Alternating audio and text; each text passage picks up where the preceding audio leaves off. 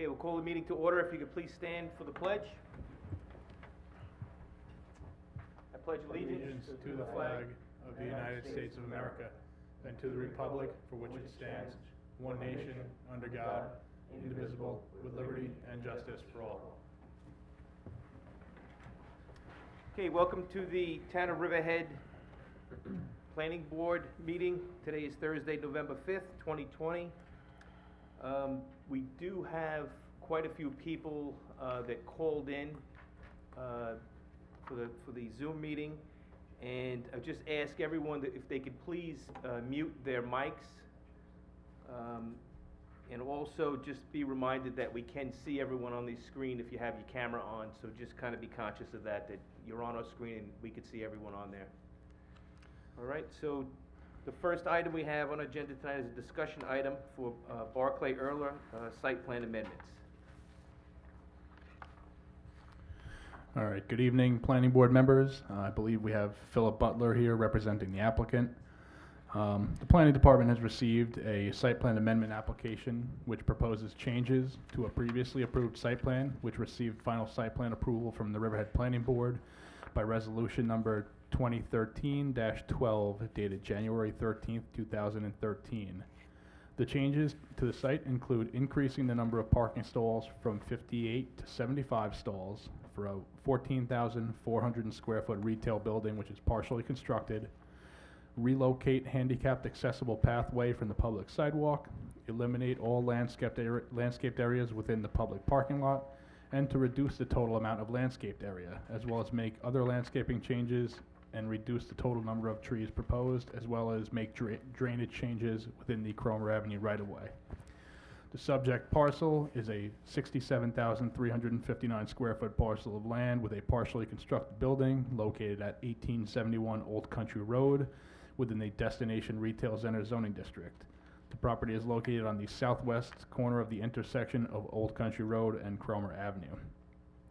The application did receive relief from the Zoning Board of Appeals by appeal number 2020-030 dated September 23rd, 2020. The applicant at that time received the following relief.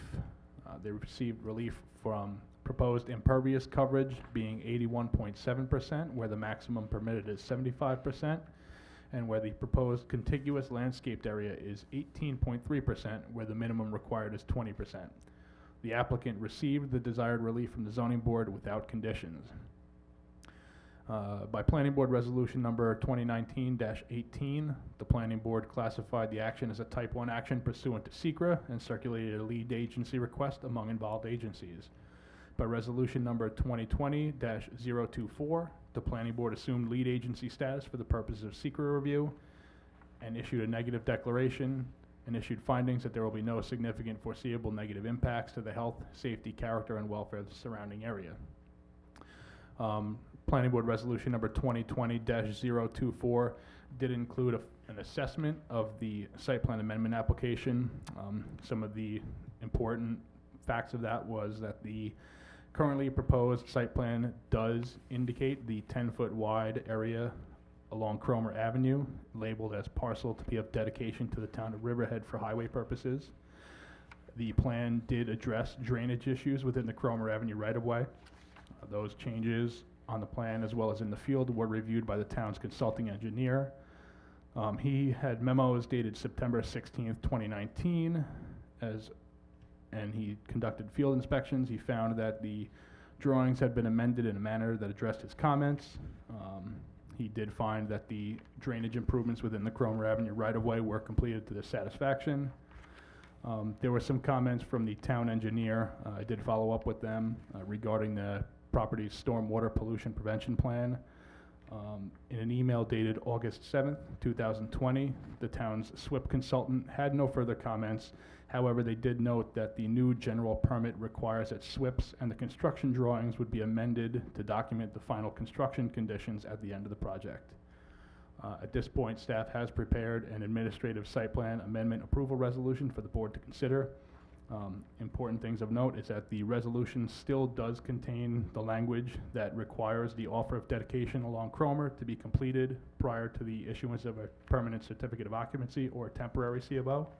as well as includes a condition that the SWIP and construction drawings must be amended to document existing conditions to the satisfaction of the town's SWIP consultant prior to the issuance of a temporary or permanent C of O. Yeah, Greg, sorry, John. How many parking stalls are they required to have by code? By code, for the 14,400 square foot. Before variances. Before of it, so for the 14,400 square foot retail building, which is parked at one parking stall per 250 square feet, the site plan would require 58 parking stalls. Okay, 58. They are now, So I think- now proposing 75. Right, 58 to 75, and just to reiterate what you said, eliminate all landscaped areas within the parking lot and reduce the total amount of landscaped area. Make landscaping changes, including reducing the total number of trees. I'm not sure why we wanna do that. I think we have to make things look better on Route 58 and other site plans. We've had to live with this eyesore for years now. They don't even trim the weeds or clean it up, it's a mess.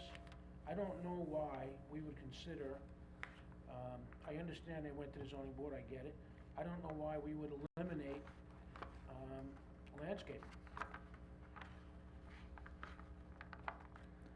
I don't disagree with you. I can't speak to the, this was one that Karen reviewed, so I can't speak as to the impetus as to why they were reducing the landscaping. I think if I remember correctly, we were going back and forth a little bit about the 10-foot dedication along Cromer Avenue.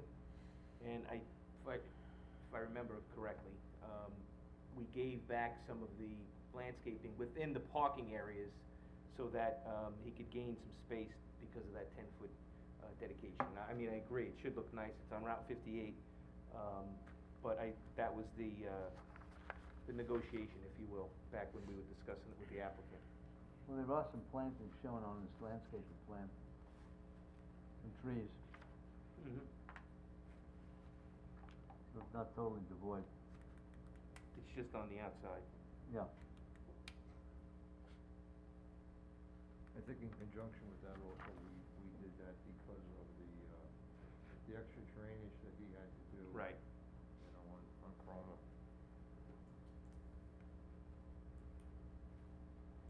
Okay, any other questions from the board? Does the applicant have any comments?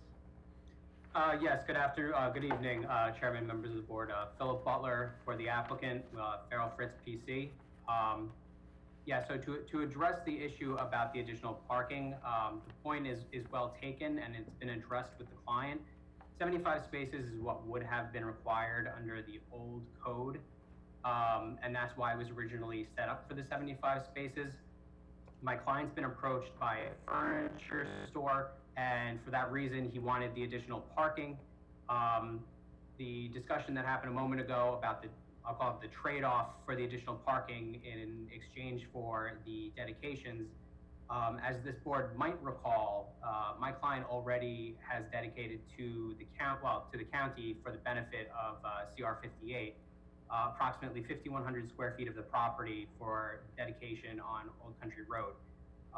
We are now agreeing to an additional dedication on Cromer Avenue in addition to making a number of off-site improvements, including some drainage on the roadway.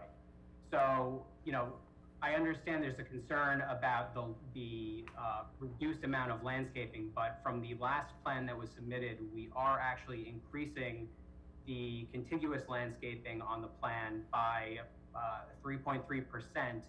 I don't remember the exact square footage, but the screening around the property will be robust. And I should note that part of the reduced landscaping is also attributable to the fact that there was originally going to be a landscape median separating the entrance and exit lanes onto Old Country Road, which was eliminated due to concerns, I suppose, over sight distance or visibility.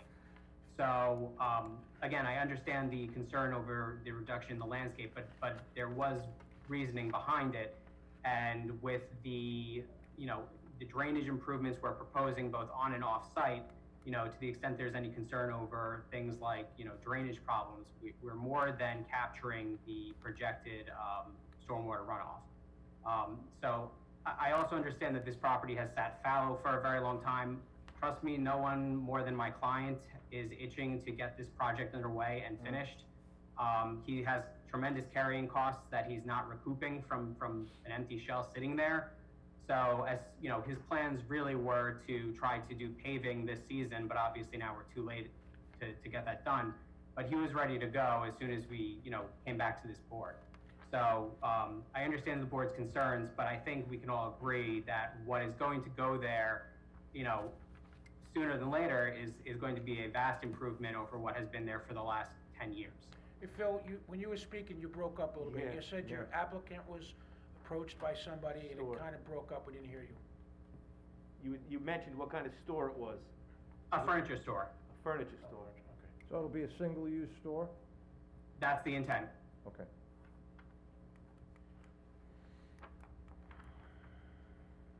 Okay, any other questions?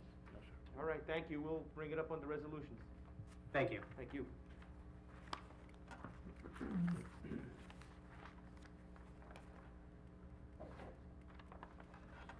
Okay, next item on the agenda, 1807 Middle Road, Great White Propane Storage and Distribution Facility. Brian, this is yours, right? Just like to note before I begin that this is a special permit application that was presented before the town board at their work session last week. Have they made any decisions on it yet? They have received a drafted resolution to circulate a request for lead agency status. Hasn't yet been adopted to my knowledge. Okay. Could you lower your mask a little bit, because I'm having a hard time Sure. hearing you. Thank you. Could you repeat that answer, please? Yeah. I'm sorry? Repeat that answer, Oh, yes. They've received a drafted resolution to circulate a request for lead agency status, and it has not yet been adopted to my knowledge. Thank you. The Planning Department has received and reviewed a special permit application seeking approval to construct a propane storage and distribution facility on an existing piece of industrial zoned land within the hamlet of Calverton. The proposed facility includes two 30,000-gallon propane tanks, a 1,056 square foot office, accompanying paving, parking, lighting, fencing, stormwater management, and a new sanitary system. The application also proposes the abandonment of an existing sanitary system, as well as the removal of an existing 1,215 square foot metal building. In order to establish the proposed use, a special permit from the town board is required pursuant to Town Code, Section 301-114B4. The proposed special permit and site plan application is an unlisted action pursuant to 6 NYCRR Part 617. Coordinated review is optional and recommended. Staff has reviewed a short EAF dated October 10th, 2020.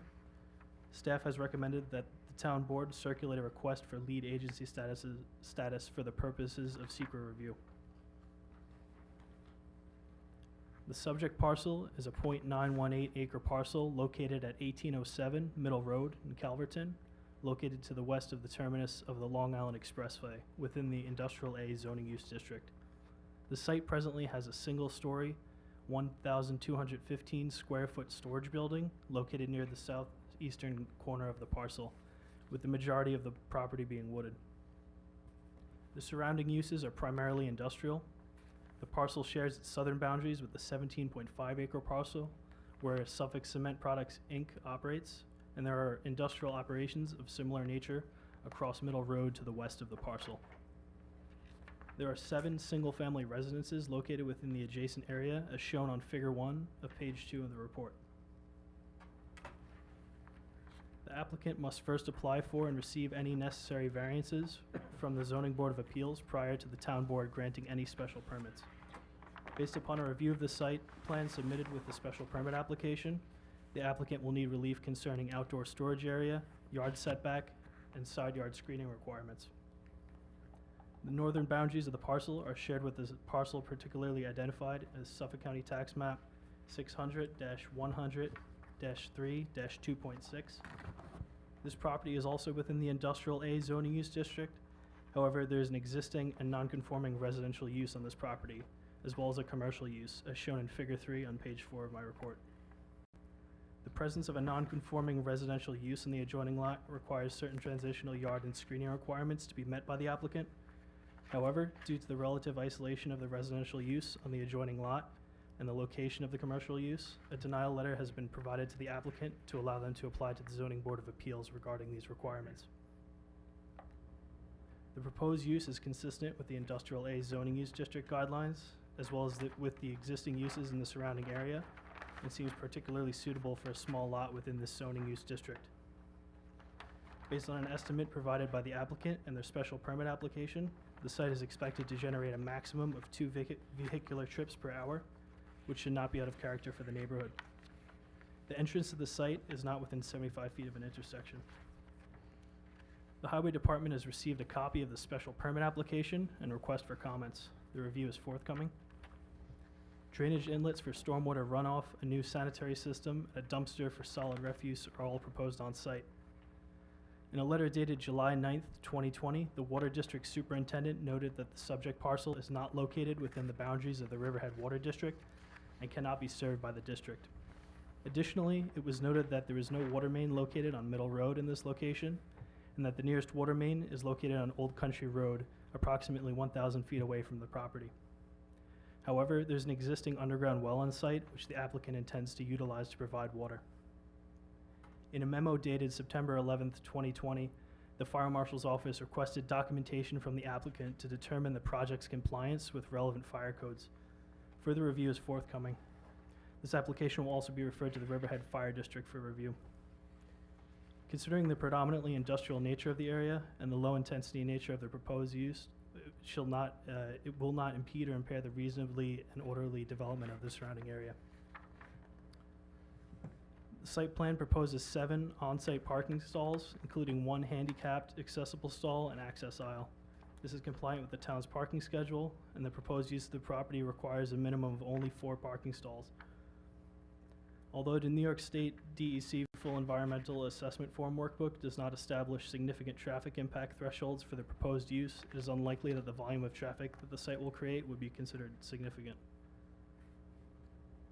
I'd like to note that the applicant has provided me with an updated site plan as of this morning, which includes some revisions, and it eliminates the proposed office at the front of the site, as well as moves the driveway down from the front of the site approximately 5 feet to the southern boundary of the parcel, or the eastern boundary, depending on how you're looking at it.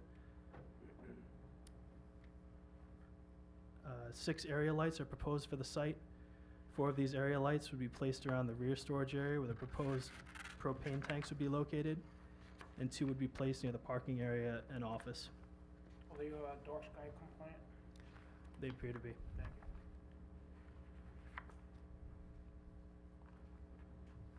I do have the applicant and the representative on the call Okay. here, or maybe just the representative. I'm not sure if the applicant himself is on. Here's the applicant. What's their name?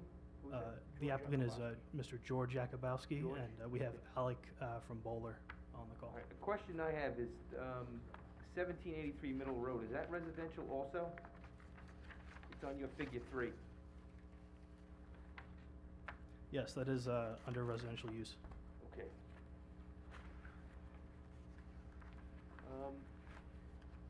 Something of note that I noticed, the fire marshal, he said that there's no public water there, but they intend to use a well, for water on the property, but the fire marshal is suggesting here that they're gonna need fire service mains, for that type of storage. Do they plan on extending the water district to bring public water there? Hi, members of the board. My name's Alexander. I'm the engineer of record from Bull Engineering. So we're working with the fire marshal to create some kind of pump system to have underground storage to store water in the event that there is a fire on site. So we are working with the fire marshal. We'd have to quantify how much gallonage you would like to be stored below to ensure safety on the site.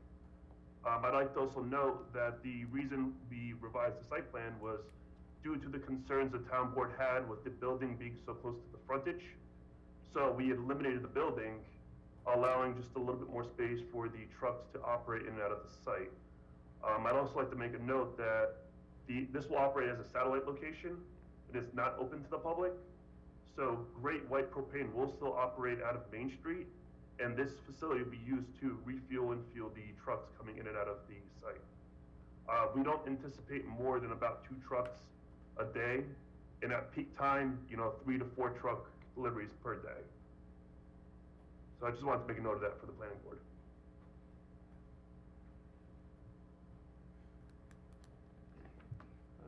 Any other questions? This site, is right across the street from another application we received several months ago. For that, I looked on figure 1, it's right across the street, that's the open area. That's where they were gonna put C and D? That's the one we paused deck, right, Greg?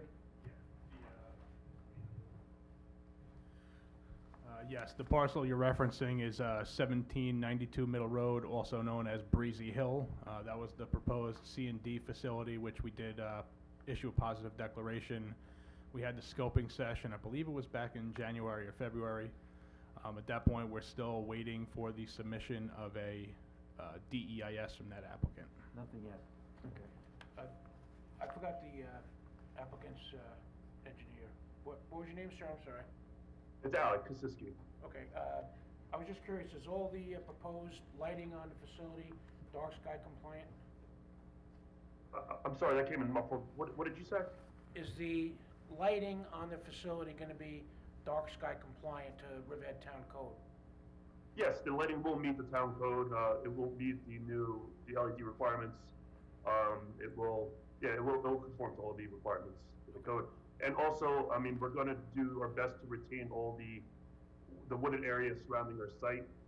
So all the lights will be backlit downward to the site, and it only will light the storage facility throughout the day. And I would anticipate, not to dash George here, that his hours of operation won't be past probably 5 or 6, would be my anticipation. Brian, did you say that you received another drawing today? Yes, sometime this morning I received Okay, an so you'll update. send that out to us? Sure, absolutely. Are you gonna finish this? You gotta go further with this? No? Unless the board has any further questions. Maybe a moot point, but how, Parking anybody, stall? I'm sorry? I interrupted. Parking? Did you ask about parking, Dick? Yeah, parking is 8 foot, he's got in here, The proposed, the newly proposed site plan eliminates the parking associated with the front office. okay? And what else we got? So they've totally eliminated the office. Yes. So it'll just be like a filling station? Yeah, essentially it's now just solely a filling station. There's no longer the proposed office and the parking near the front. Are they gonna abandon that building that's there? On the rear of the lot, yeah, Still? that's set to be demolished. Correct. So they're not gonna need health department approval, because they're not gonna build any waste system? Correct. Yes, we're no longer building the building, and we won't need health department approval, but we will need to go through the health department to abandon the existing system on site. And the only reason why we had the issue with the building is because we need to meet the health department requirements from the well, and the only place the building could sit was at the front of the building. The town board had commented that they did not like where the building sat, and being that we anticipate only 2 to 3 employees on this site to work throughout the day, just to park their cars and pick up the trucks, we do not feel that we need the office on site, and this will just operate as a satellite location. So there's not gonna be a bathroom there for the employees? No, there will not be a bathroom. Why do we need a well? Well, The well's there, you said. No, the anticipation, and George can speak on operations, is that they will fuel towards the end of the night, and then they would leave throughout the day to do the deliveries. And I would assume if anyone needs to use the restroom, they could stop by their office on Main Street to use the resources there. No one will really be on site throughout the day. Like I said, it's gonna be mainly for the trucks to load up at nighttime and then do the deliveries in the morning. so just a couple more points. I'm gonna be very interested in the fire marshal and fire department's comments on this. I know typically they don't like those tanks aiming at the entrance where fire apparatus may have to enter for an emergency. And also, you're really gonna have your work cut out for you to store that kind of water, for that kind of propane storage in a pumping system. You're gonna have your work cut out for you. I'm sorry, I didn't hear that last part. The tank that you mentioned for the fire suppression system, Okay, you're gonna be very challenged to have that size of a tank buried underground there and to meet that fire load demand for that kind of propane storage. It's gonna be very challenging. yes, yeah, and we are working with him to see exactly the quantity of what he would actually want below ground to satisfy his comments. As far as the tanks themselves, we meet the New York State Fire Code, setting them 50 feet away from the property lines. It's just a matter of working with the fire marshal to find a solution, due to not having a public water main to our site. Okay, any other questions? Well, there's So- no discussion as of yet, but at some point we need to know fencing. I mean, obviously they're gonna fence this whole place in. Fire marshal would be important here, yeah. There is proposed barbed wire fencing around the perimeter of the majority of the lot on the proposed plans. Height? Height of fencing? I'm not aware of the height of the fence. We gotta get to that anyway. Can we ask them? What's the height of the fence? As of right now, it's 8 foot high, but we're open to whatever the planning board would prefer as far as the fencing. Okay, so, I mean, before we go forward, you need the special permit, through the secret determination, and there's a lot of variances here, so we probably won't see him back for a while, right? Some of the variances will no longer be required if I'm interpreting the newly received plans correctly, so they'll be Yeah, moving all the side yard variance, the front yard and the side yard variance was triggered from the office. We have to go for the minimal transitional side yard variance from the ZBA.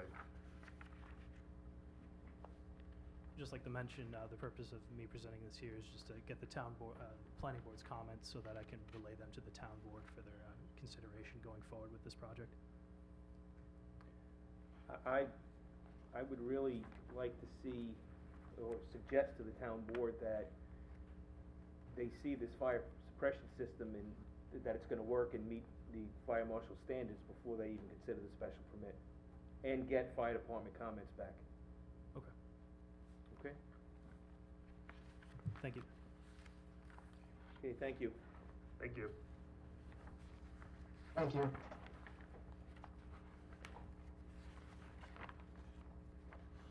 All right, next item on our agenda is a secret scoping session for HK Ventures. This is a very large industrial zoned parcel, Main Road in Calverton. So at this time, we'll open the scoping session. I'll turn it over to Greg, but we also have our town consultants, Nora Brew from Walden Associates, who is for environmental, and Ray DeBise from LK McLean for traffic. Greg? All right, thank you, Chairman. So the planning board is in receipt of a preliminary site plan application submitted by HK Ventures LLC, proposing 423,964 square feet of industrial development on a 30.25 acre parcel located at 4285 Middle Country Road, Calverton. The parcel, particularly identified as Suffolk County Tax Map number 600-116-1-2, is located on the south side of Middle Country Road, approximately 400 feet east of the intersection of Middle Country Road and Fresh Pond Avenue. The proposed development, per the site plan application submitted by the applicant, proposes a phased development plan consisting of a total of 8 buildings, each building ranging in size from 49,000 square feet through 56,672 square feet. The project also proposes a 1,500 square foot commissary space for tenants of the industrial complex. The proposed complex would be constructed in a phased development, with phase 1 consisting of 4 buildings comprising a total of 228,344 square feet, along with related parking, sanitary, lighting, and stormwater management improvements. and Phase 2, consisting of the remaining 4 buildings totaling 197,120 square feet. The site plan also proposes ingress and egress to and from Middle Country Road. By resolution number 2020-050 dated August 6th, 2020, the planning board assumed lead agency statuses for the purposes of secret review and issued a positive declaration requiring the preparation of an environmental impact statement. The applicant submitted a draft scope on September 21st, 2020. This document, which is the topic of tonight's scoping session, will be amended to incorporate comments from the planning board's consultants, as well as members of the public and staff, and this will be used to guide, the final scope will be used to guide the preparation of a draft environmental impact statement. The purpose of tonight's scoping session is to receive public input on and comments on the draft scope, which has been posted on the town's website and has been available to the public at town offices since it was submitted by the applicant on September 21st, 2020. At this time, if the board agrees, I would like to invite the planning board's consultants, Nora Brew from Walden and Ray Tobias from LK McLean Associates, to share their comments first on the draft scope before we open it up to public comment.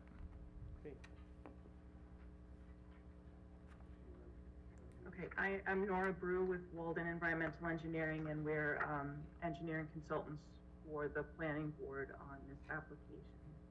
So we reviewed the draft scope and have some comments to share with the board. First of all, we went through the scope, section by section. In the introduction, we think that just for the sake of clarity, that the permits and approvals should be listed in a bulleted form to facilitate the review. And additional permits that should be listed are perhaps the Riverhead Fire Highway Department, the Riverhead Fire Marshal, and the Town Building Department. The intro should also just include additional details on the steps of the SECRA process that we'll see the process through till the end. The description of the proposed project should, from the start, just indicate what the zoning designation of the property is, which is in the Industrial C zoning use district, and specify what the purpose and intent of uses in that district are. And it should also clarify that the retail space, which is proposed on the site development plan, which is stated to be limited to 10% per each tenant, it needs to indicate that that use is subject to the Industrial C zoning district accessory use limitations. The draft scope also discusses the feasibility of constructing an on-site sewage treatment plant as the Suffolk County is considering changes to Appendix A of their standards for approving plans construction of sewage disposal systems at other than single-family residences, and which those proposed changes are reported to allow reduced setbacks of 10 feet to commercial buildings and property lines, which the applicant is indicating is a condition for the feasibility of using an on-site septic or sewage treatment plant. The scope should also evaluate impacts associated with this exceeding the maximum 60% impervious area allowed in Industrial C zones. The description of the project should also provide additional details on the proposed project phasing and the construction activities and duration of construction for the 2 phases that are proposed. And alternate construction phasing options should also be evaluated. The soils and topography section should demonstrate that removing vegetation from the site will not increase erosion. Details should be provided to determine the volume of natural material that will be excavated and removed from the site. Details on how the material that is excavated and removed from the site will be handled in terms of stockpiling on-site and also off-site transportation and disposal. A community air monitoring plan should also be included in the report, to evaluate and control air monitoring would be conducted during excavation and earth moving activities during construction to ensure that there are no impacts to neighbors and the area. And a section should also be included addressing impacts on agricultural resources. The water resources section should analyze the most intense sanitary wastewater generating uses that is permitted within the industrial C zone. Alternatives should be evaluated other than traditional subsurface sanitary wastewater management systems or septic systems in order to protect groundwater quality. And as I mentioned before, the feasibility of constructing an on-site sewage treatment plant should be included, and that is contingent on whether the Suffolk County adopts the changes that are proposed to the setback requirements. As far as stormwater management goes, additional stormwater management options should be evaluated. Right now, 2 recharge basins are proposed, as well as many dry wells throughout the facility. So alternate locations for those recharge basins should be evaluated, and additional options for on-site stormwater management, such as like stormwater chamber systems, should be evaluated. The stormwater management design is based on on-site soil conditions. Right now, the site development plans show that 8 soil borings on the property would be the subject of investigation to characterize the materials for their drainage characteristics. And as of now, the 4 borings in the phase 1 construction area at the end of the site that's closest to Middle Country Road, 4 borings have been done there, but on the phase 2 site, those 4 borings have not been evaluated. So in order to support the overall drainage plan, the entire site should be evaluated. Under ecological resources, the scope and the DEIS should provide a comprehensive evaluation of project impacts to any threatened or endangered plant or animal species identified in the area of the site. The land use and zoning section should go into the accessory use limitations for the industrial C zoning use district, which states that retail uses as accessory to wholesale business are subject to the following limitations. So the use shall not exceed 10% of the gross floor area of the wholesale business, or 3,000 square feet, whichever is less. The parcel shall have frontage on an arterial road, and retail uses shall be located at the front of the parcel and the building. So the plan should evaluate how those limitations are met.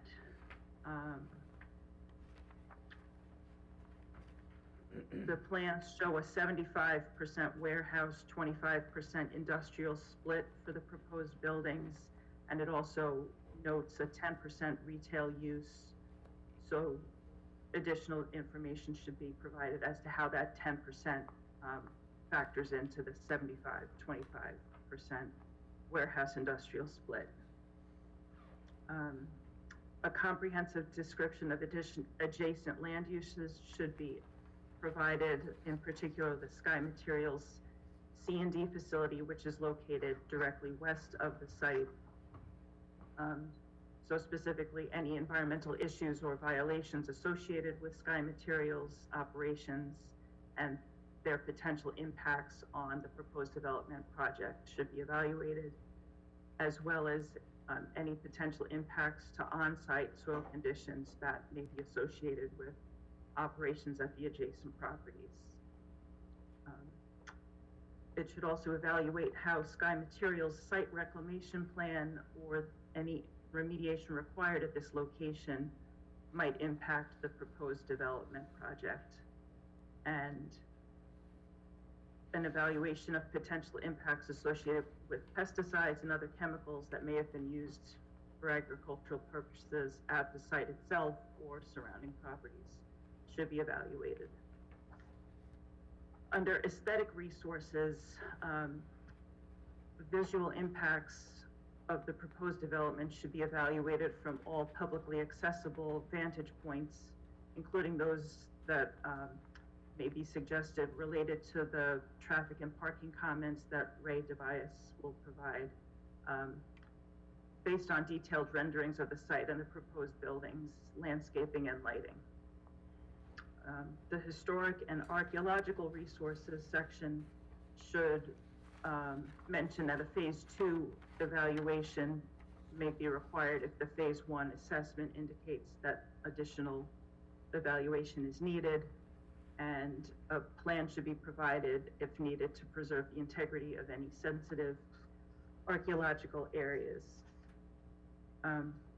Construction-related impacts should provide additional details on the construction phasing and include the community air monitoring plan.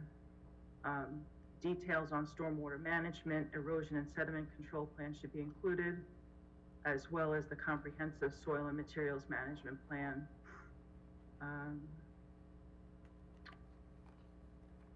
It should describe any differences in the construction and material management methods proposed for phase 1 and phase 2, and detail how phase 2 construction will be implemented after phase 1 is constructed and use of the phase 1 buildings has begun, and also indicate where equipment and materials will be stored during phase 1 and phase 2. The energy resources section should include an analysis to confirm that the utility providers can meet the potential energy demands of the proposed use, assuming maximum site build out. Alternate sources of renewable energy should be analyzed, such as solar panels, geothermal heating, to reduce the demand on fossil fuel sources. Emergency backup power should be considered for the site, and incorporating additional energy conservation measures into the building design, such as LEED certified construction, should be considered. Other required sections, a section discussing cumulative impacts of the project should be included.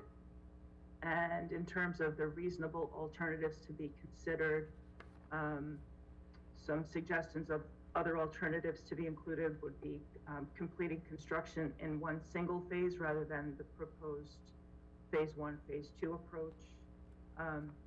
On-site septic systems versus an on-site sewage treatment plant for sanitary wastewater discharge should be considered. And alternate locations for the on-site recharge basins that are not visible from Middle Country Road or the EPCAL bike path, and incorporating additional measures for on-site stormwater management should be considered.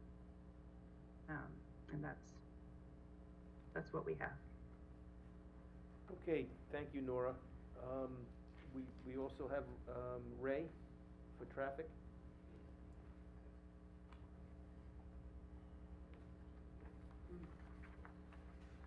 Good evening.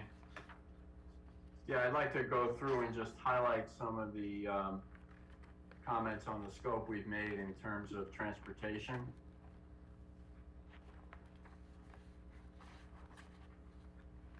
It's just starting with the intersections that the scope was looking to analyze for traffic capacity. There's 3 of them, 2 of them listed: Middle Country Road at Edwards Avenue, Middle Country Road at Fresh Pond Avenue, which is immediately adjacent to the site. We got notified that there's a DOT project at Middle Country Road and Edwards Avenue, which is under design. What it will do when it's constructed is provide left turn lanes on all the approaches to that intersection. and also realign Edwards Avenue in the north-south direction so that the two approaches to the intersection line up better. The project is scheduled to have bids taken late in 2022, so that's 2 years from now. So construction would begin in 2023. There are other intersections involved in the project. It's a project that's improving major intersections throughout Suffolk County, I believe it is. So it's not necessarily going to be constructed that quick. We don't know what sequence will be. We anticipate with construction starting in 2023, could be completed the following year or maybe late 2023. That's to be determined. But that project is underway. It has not been stopped by the coronavirus, so it should happen. So because of that, we're looking for an analysis of an additional intersection. A lot of traffic destined for this site coming from Long Island Expressway would come up Edwards Avenue. We need to have a traffic capacity assessment done at the Edwards Avenue Nugent Drive, that's County Road 94, that intersection, which intersects with the eastbound Long Island Expressway exit ramp. So that's on the south side of the expressway at the Edwards Avenue, County Road 94 interchange. The next significant comment we wanted to make, trip generation is being done in accordance with the Institute of Transportation Engineers Trip Generation Manual, the 10th edition. We noticed that for the site-generated traffic in the morning peak period, that it was lower in terms of what's shown on the traffic signal warrant analysis for Fresh Pond Avenue and Route 25. For some reason, the morning peak hour appeared to be lower, so the volume shown at that intersection was lower. That should be higher. The evening and morning peaks for generally industrial use should be about equal. The next comment we had on the scope was it was noted that the most intense trip generating uses of the property would be looked at, those being the ones that are the most intensive resulting from current zoning. What we're saying is that the estimate should reflect permitted uses in the Industrial C zoning district, such as offices, commercial sports and recreation facilities and other uses. This comment was provided to us by the planning department, and that's absolutely correct. Since that zoning district permits those types of uses, they should be considered as well in terms of looking at the most intensive trip generation uses. In addition, the ITE's Trip Generation Handbook, Chapter 6, is a very good source for determining trips generated by mixed uses on a site. Some uses on a site generate trips differently in terms of what peak hours they have during the day. So that reference is a very good one for determining mixed use trip generation. We also, it was also noted in the scope to look at the impacts at the study intersections and develop mitigation measures if necessary. In addition to that, we need to have the location and configuration of the site access points looked at closely so that they're designed in accordance to optimize capacity and safety. So the mitigation measures that are developed should include these recommendations to look at the configuration of those access points. The next one is kind of significant because it talks about access to the site specifically. Now, site access is proposed directly to New York 25. When we took a look at that configuration, that access point on Route 25 is very close to Fresh Pond Avenue. In fact, it's only 400 feet away from Fresh Pond Avenue from that intersection along Route 25. So if you're traveling from the proposed site access to Fresh Pond Avenue at the posted speed limit of 50 miles an hour, that's about a 5-second difference. So those two intersections are very close. Allowing left turns out of the site at that point is a bit of an issue in terms of having two intersections that close. And similarly, allowing left turns into the site from Route 25 is also a concern because of the proximity of those two intersections. So looking at the adjacent plan for Tractor Supply, we're asking that an alternative access to the site that considers cross-access through the Tractor Supply site be analyzed. So in other words, if you're leaving the site, you want to go west on Route 25, it would be a lot better if the Fresh Pond Route 25 intersection is signalized to make a left turn at that location. You're more protected, it's safer to use the traffic signal to make that left turn. And similarly, coming into the site, if you're traveling west on Route 25, you could make a left turn at Fresh Pond if that intersection is signalized. And I bring up a signal also because DOT, who has jurisdiction over Route 25 and will be involved in issuing a permit for access to Route 25, their policy and general practice for any intersection is to look first at a roundabout as an option to a traffic signal. And they need to assess the feasibility of a roundabout. If a roundabout is not feasible, if there's a good enough reason to dismiss it, then they move on to a traffic signal analysis. So these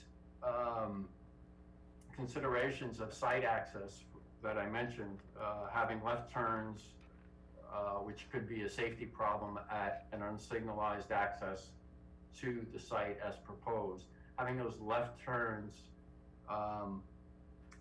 reduce the number of intersections along a state highway where you have some capacity concerns and some safety concerns because of left turns, is consistent with DOT's access management principles.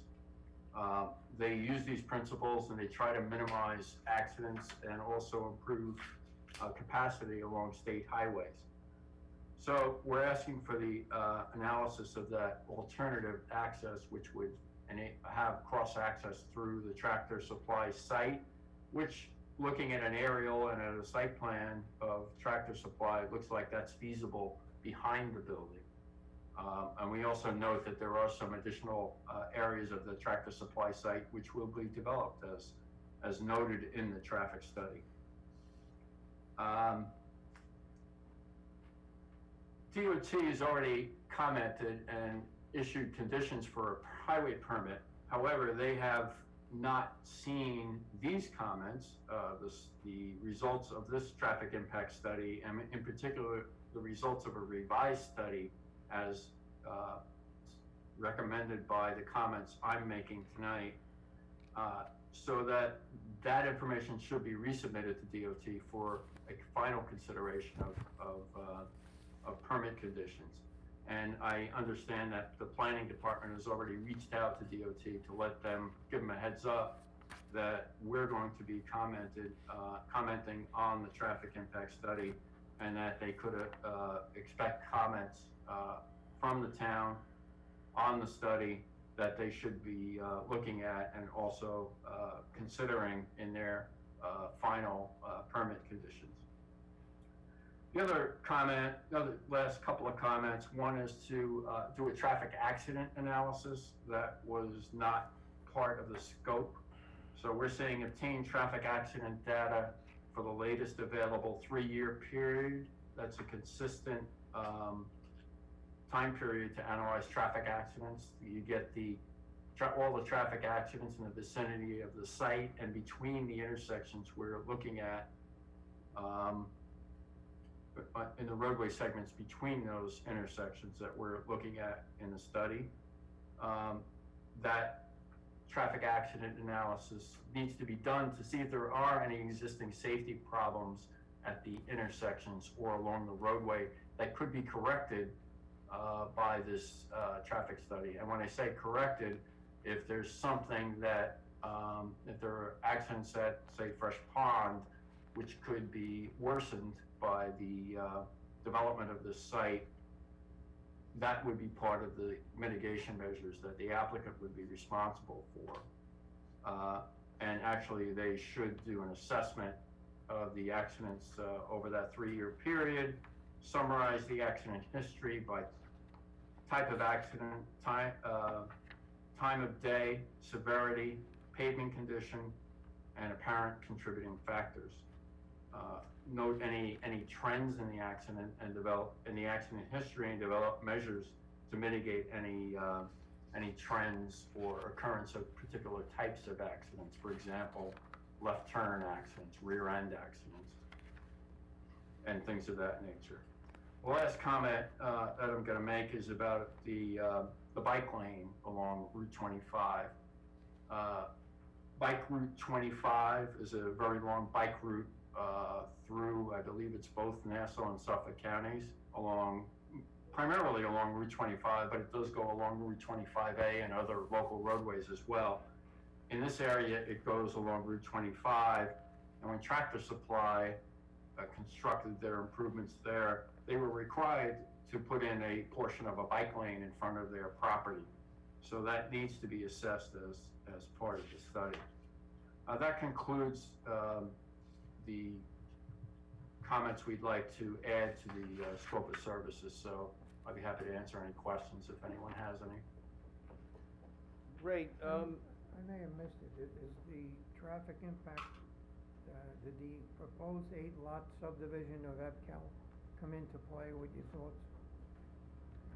I'm having a little trouble hearing you. Could you just repeat that? so that was my same question.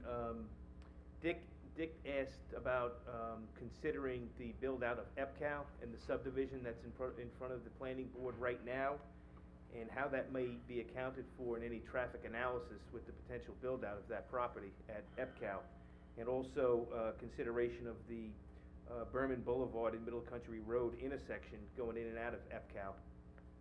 It's very close proximity to this project. Yeah, I would say that time frame's important. For example,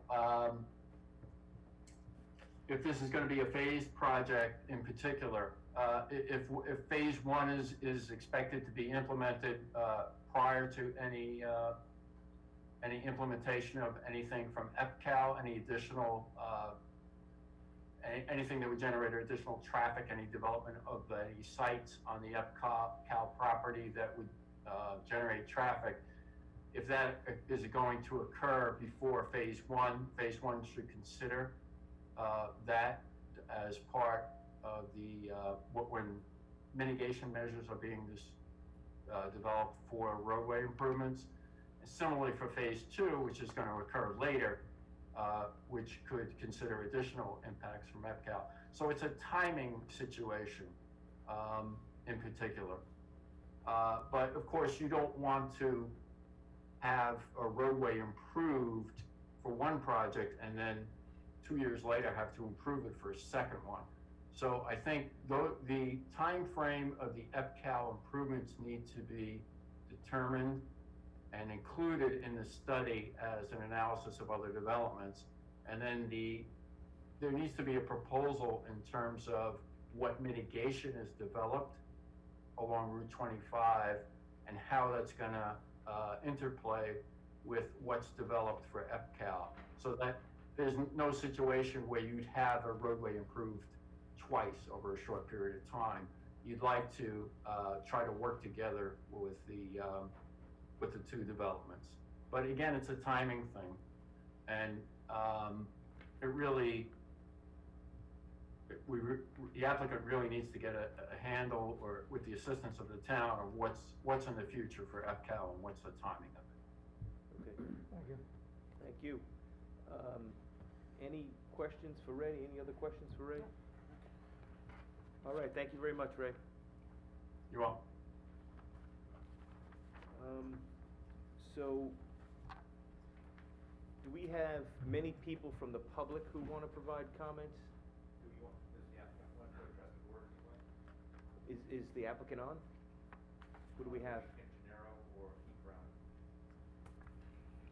Yeah, I know we have. Okay, I'm on. I don't know if you wanted to do comments now or after the public. It's fine, you're on now. No, I prefer to wait till we have all the public comments. Okay. If I may, I just wanted to address the first comments regarding the STP from Nora. Could you Because just of- identify yourself, please? Pardon?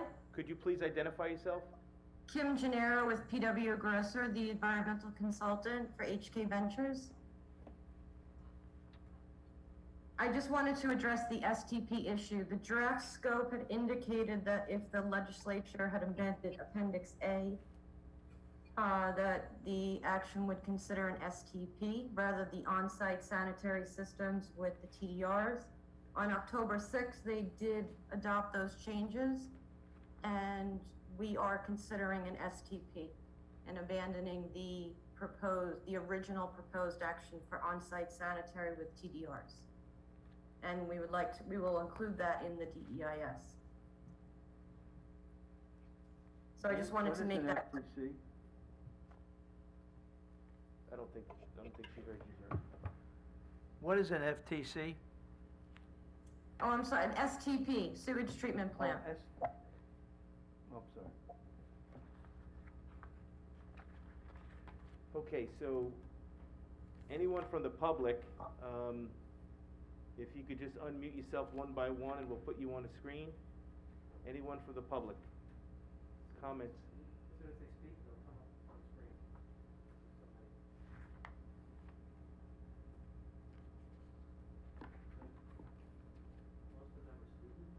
All right, once again, if there's any members of the public here who would like to comment on the draft scope, now would be your time. Hello? Okay, yes, if you could just identify yourself, please? Hi, this is Barbara Blass, Mr. Chairman. Can you hear me? Yes, we hear you fine. Okay, thank you. I do have a few comments and observations for your consideration. Some of them may have been touched upon earlier. With respect to zoning, there does need to be a clarification of the uses. Industrial C provides, among other things, warehouses, wholesale business, and indoor manufacturing, but the site plan calls out warehouse and industrial. So what exactly is meant by industrial in this context, I don't really know. The code specifies that 10% retail is for the wholesale only, yet the site plan calls out 10% retail for each tenant, and none is described as wholesale. With respect to tenancy, if these units are meant to be building trade shops, they are specifically called out as permitted uses in the more intense industrial A district, not the industrial C district. The marketing analysis, which contains the demand data, which was prepared by David Zaire from Zaire Real Estate. Mr. Zaire is also with Pinewood Organization, which I believe is part of the HK Ventures development team. In justifying the need for this project, you should seek a more objective source for this information. The scope should also consider the industrial demand, as well as the traffic and traffic patterns and utility demands of this project in light of the contemplated redevelopment of EPCAL. Some of us have had particular history with the neighboring Calverton Industry site over the years. Please ensure that adequate soil testing is conducted in light of the prior mining and reclamation activities and the current materials processing operation. I read the words capping the balance of the site with asphalt, which raises concerns about the conditions of the soils beneath. With respect to energy, I think it was already mentioned that rooftop solar should be considered among other things.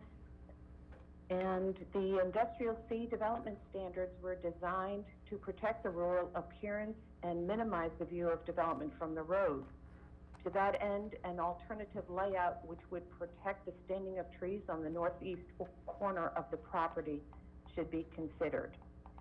And just two final editorial comments because I can't help myself. EPCAL is a more suitable location for this project, or a project of this size and nature, in my opinion. And in addition to becoming the solar capital of Long Island, Calverton continues to experience significant development pressure during a comprehensive plan update. I realize that this is not your call, but a short-term moratorium within this hamlet would provide an opportunity to re-examine the need for such a significant amount of industrially zoned land, seek a balance with other appropriate land use options, and incorporate the needs and expectations of the residents. Thank you very much for your attention. Okay, thank you, Ms. Blass. Anyone else from the public, just unmute, and you'll pop up on our screen.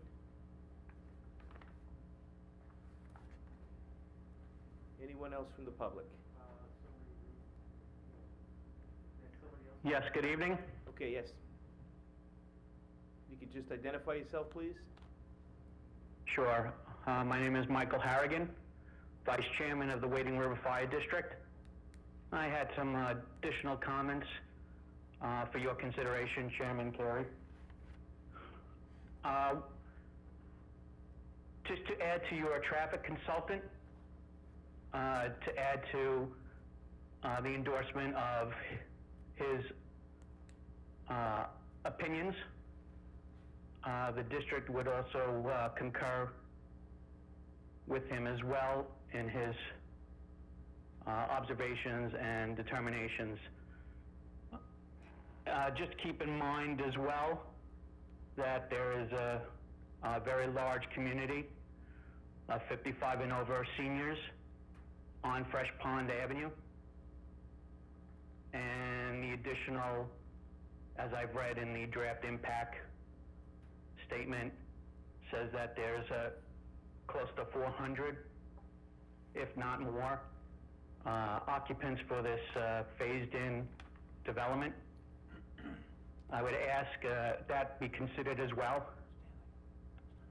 And also the idea that, or the use of a possible cross easement be introduced as well, much like many other developments within the Wading River community, Fire District, and throughout the town.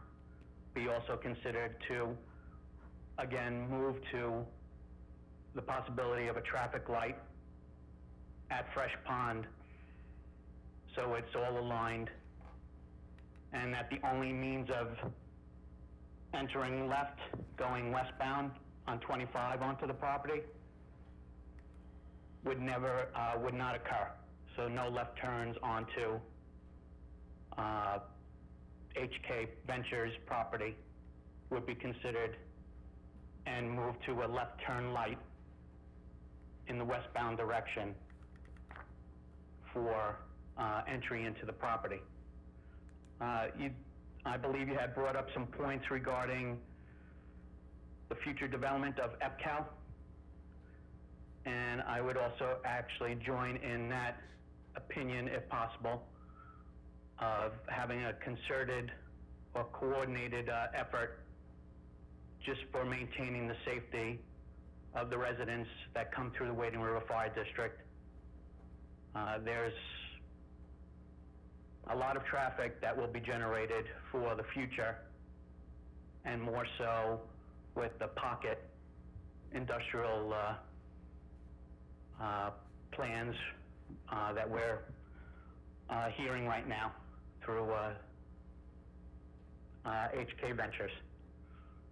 But that's, and I would also ask if you could consider if there's any input or further input to consider the Wading River Fire District in your need for information or further information in making your determination. Thank you so much, gentlemen, and have a great evening. Thank you, Mr. Harrigan. When we get to the point of a public hearing. That's when we welcome all comments from any agency or the public in general. So I'm sure that'll be a ways down the road from tonight. But we appreciate your comments tonight. Thank you. Thank you for hearing me, and again, gentlemen, enjoy your evening. Thank you. Okay, do we have anyone else from the public? If you want to unmute and start speaking.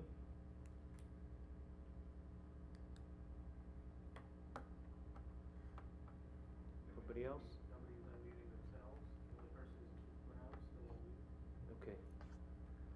If I could just add one comment, I would like to add, I was reviewing the document, and I think it's important in the DEIS to address ownership and maintenance of the on-site sewage treatment plant.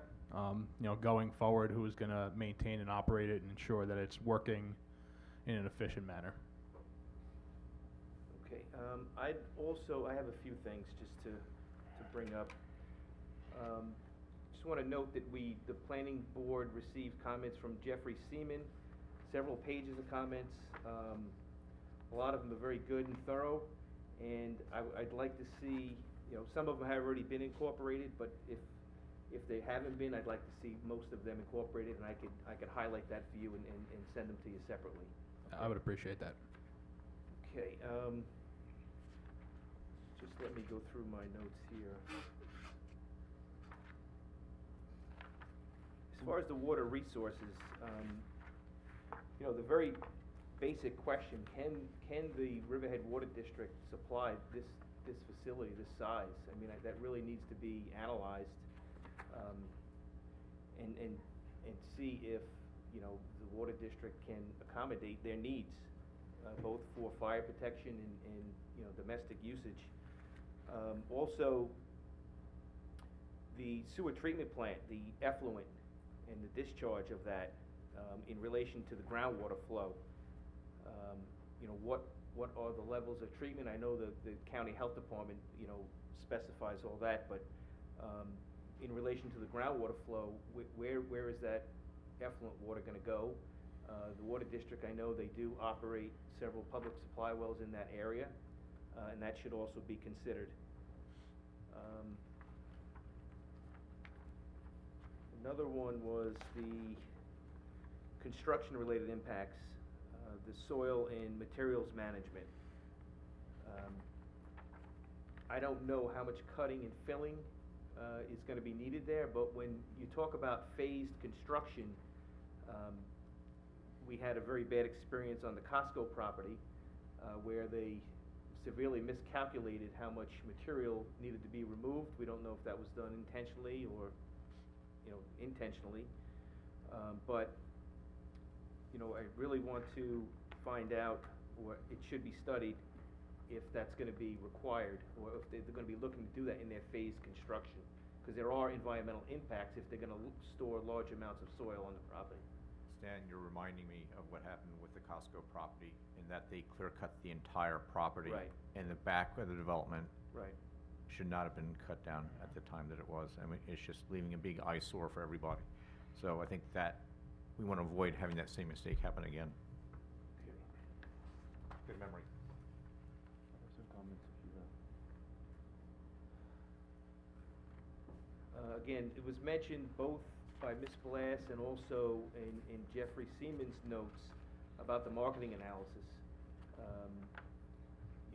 What's the source of their research, and that really needs to be looked at and confirmed, especially if they work for the company that's proposing the subdivision. We spoke about the EPCAL traffic projections.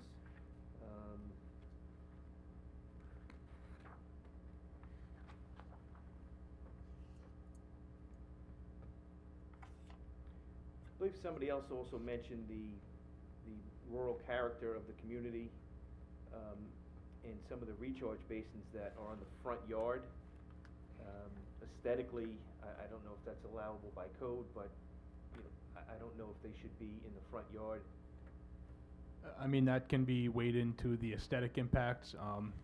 The planning board did approve to the east about 3.5 years ago, the Calverton Pods warehouse. that was located in the Industrial A zoning district, but it is of a similar character of the area. That site did have a recharge basin in the front.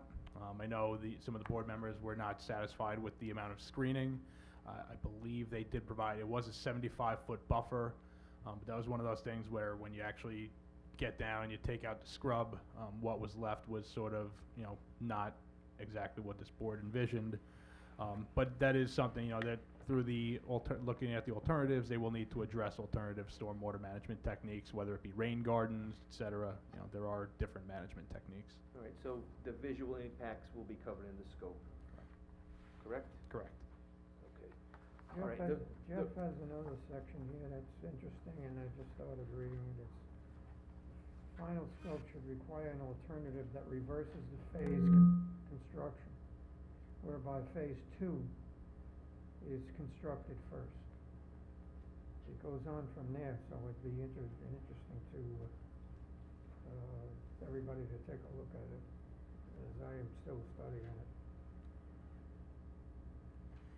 Kind of unusual.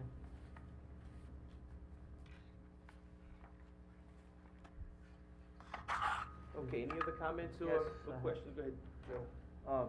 I want to be sure that, in your DAIS, that you provide, topography of the site, so that we can see what the difference in elevations are. And also that the finished floor elevation be supplied for the buildings that you're proposing. And secondly, I have a question for,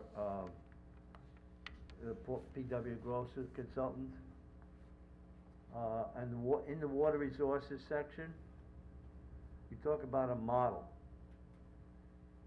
mass balance modeling methods. I'd like to know exactly what type of a model you're proposing.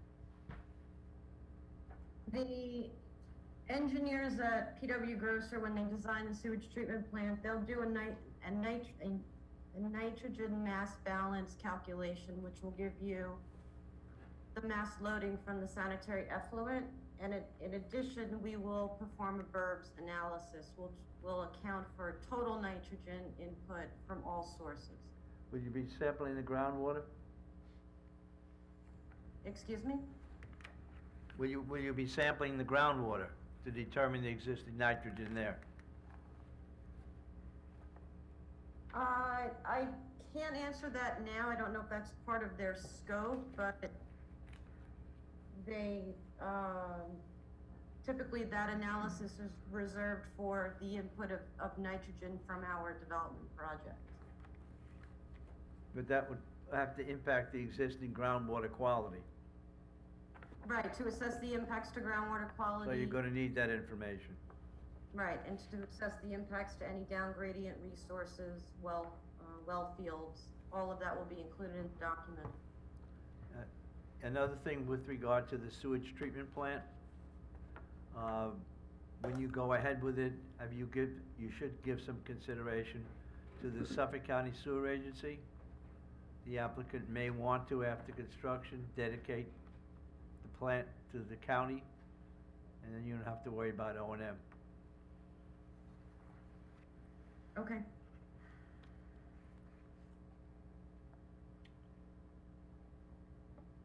So, Mr. Chairman, it's Keith Brown, I'm on the line.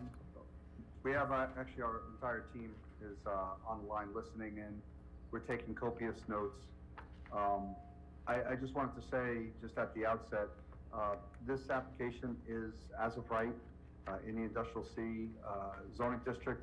It's also located in an opportunity zone that's been designated by the federal government.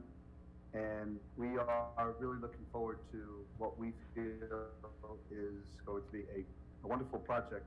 It's going to be beautifully landscaped, business center that's going to have aesthetic value in a light industrial campus style setting.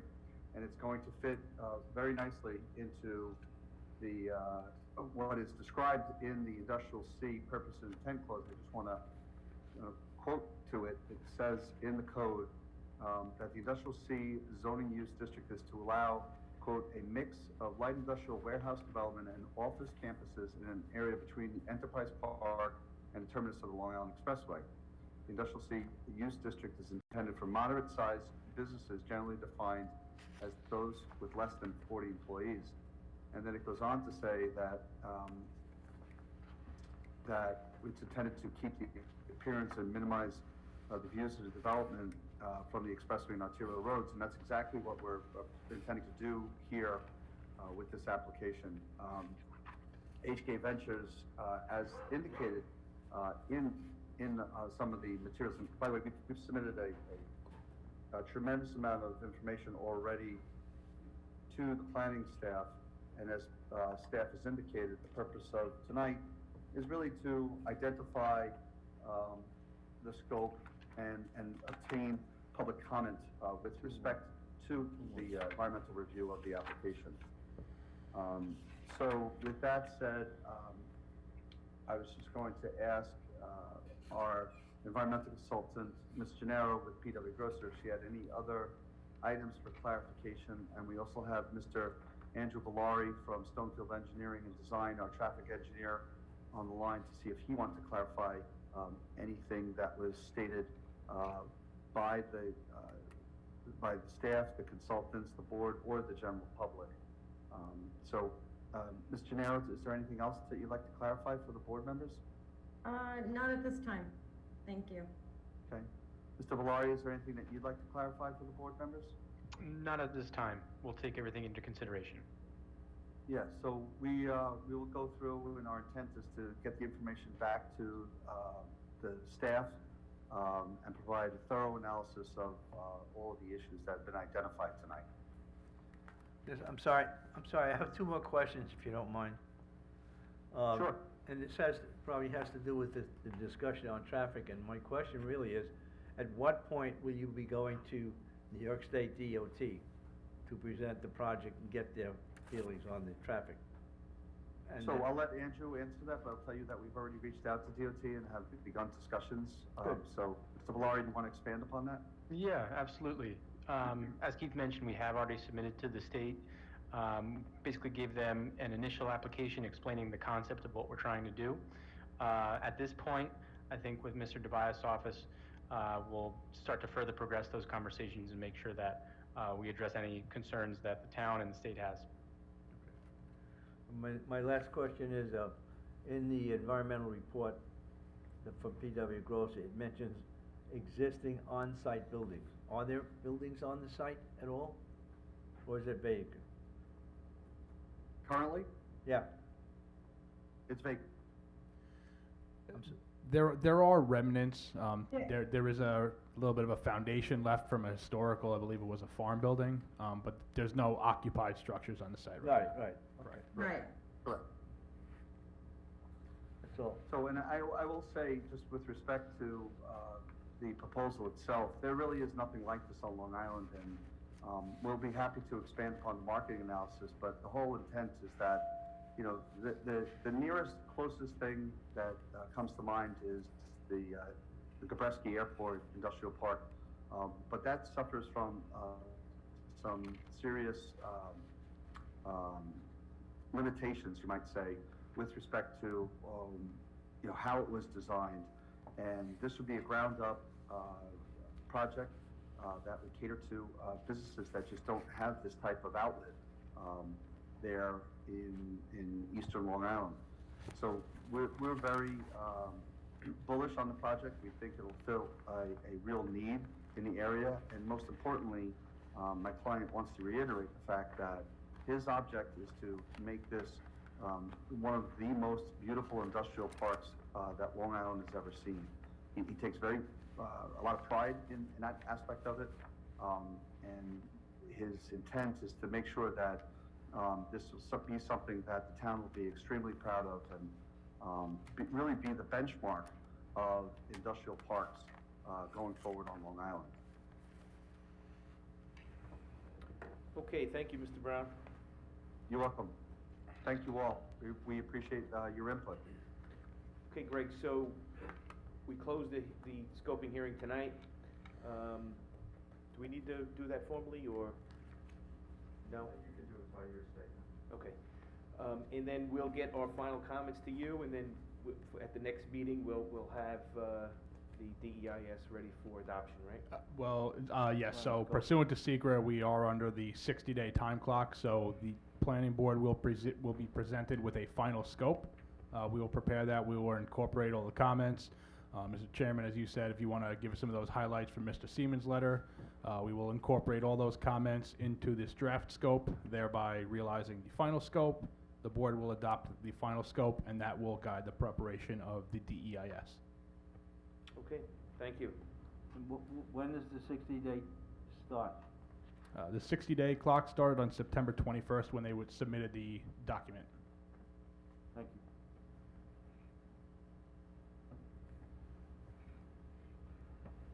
Okay, so we're up to resolutions. Any public comments on resolutions? Anyone Thank from you the all, public? have a good night. Good night. Any public Bye-bye. comments on resolutions? Excuse me? Hi, I Yes? was hoping to speak under the public comment section No. for HK Ventures, please. Oh, okay. I'm sorry, my name is Takri Turshin. I'm president of the Greater Calverton Civic Association. And I raised my hand, but I think that along the way, I had to do it twice because I think someone may not have seen it. Can my comments be included? Sure. Thank you. So again, I'm with the Calverton Civic, and we do have concerns from our local business owners who are also residents in the area for over 30 years about the traffic that will be impacting their businesses and their home lives. In addition, water, it's a very dear concern to the residents because there will be added impact of needed water for this very large industrial project. And there are existing homes and residents of the nature of about 50 or more on River Road, south of River Road, in need of water at this time and has been for years. And this project poses, it needs to be considered. The water that's needed for this project, we would like to have it known that their need needs to be weighed against the residents' needs that have been waiting for a while for the water. In addition, the quality of life for the rural character of the area, the sheer size and scope of this project, however it will fit into the needs for Long Island and for this area, the sheer size and scope is enormous. And people have said to me that they moved here for the rural character of our area. We do recognize that jobs are needed, income is needed, revenues are needed. The sheer size and scope of this seems precedent setting, and we'd like that to be taken into consideration. Thank you very much for letting me speak tonight. Thank you.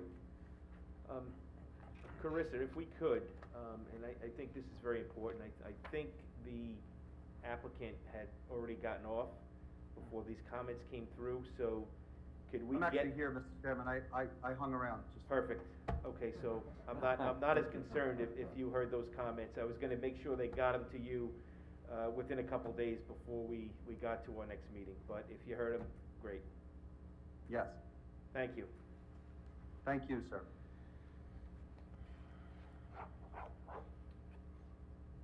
Okay, I'll ask again, any public comments on resolutions tonight?